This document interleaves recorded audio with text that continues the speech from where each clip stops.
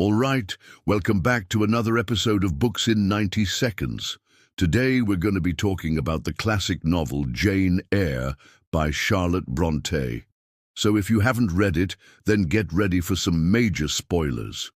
Also, this is my own personal interpretation of the story, so let's go ahead and jump into it. We open the story with a young girl named Jane, who's an orphan, living with her aunt and cousins in Gateshead Hall.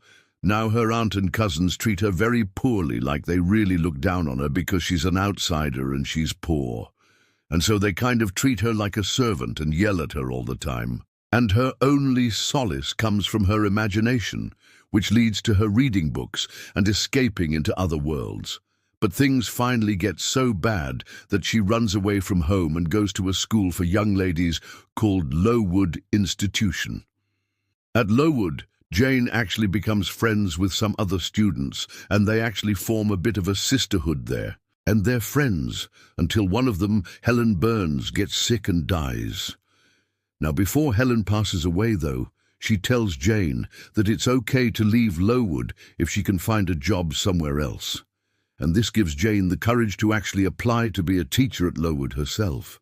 And after she's been there for about 9 years, she leaves to go teach at Thornfield Hall. At Thornfield, Jane becomes the governess for a young girl named Adele Varens, and she does a pretty good job. However, the master of the house, Mr. Rochester, is a very brooding character, and he spends most of his time in one room without really saying anything to anyone.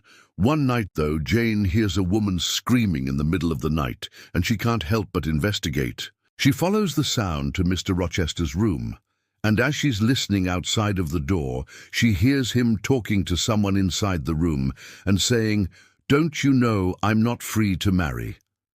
Then she hears the reply, "You are free to marry anyone you please." And Jane thinks to herself, who is this woman, and why is Mr. Rochester unable to marry her?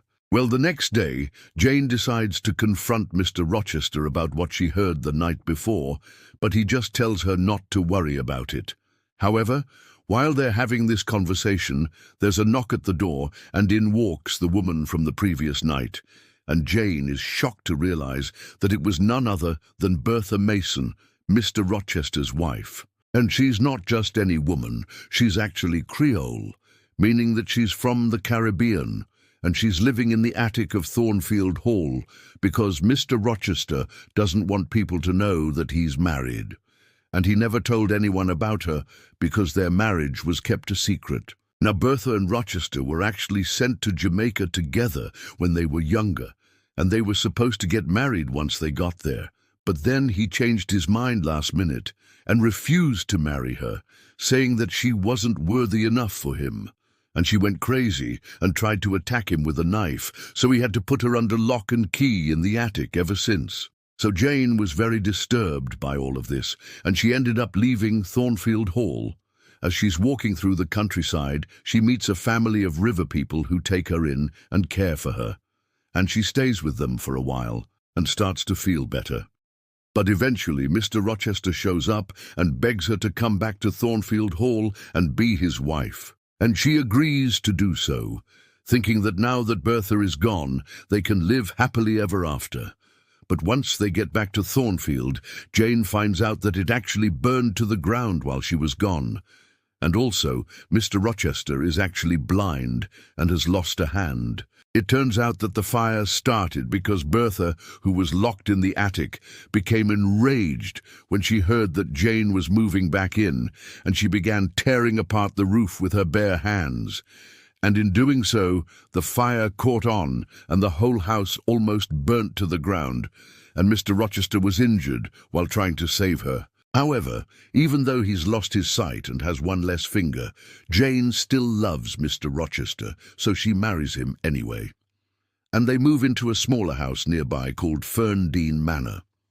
There they live out the rest of their days in peace, and the story ends. If you liked this video and you want to see more just like it, then be sure to click the subscribe button down below so you don't miss another episode. Also, If you'd like to support the channel even further, then consider becoming a patron, where you can watch full-length book reviews and even suggest future videos. But otherwise, thanks so much for watching, and I'll see you in the next one. Bye.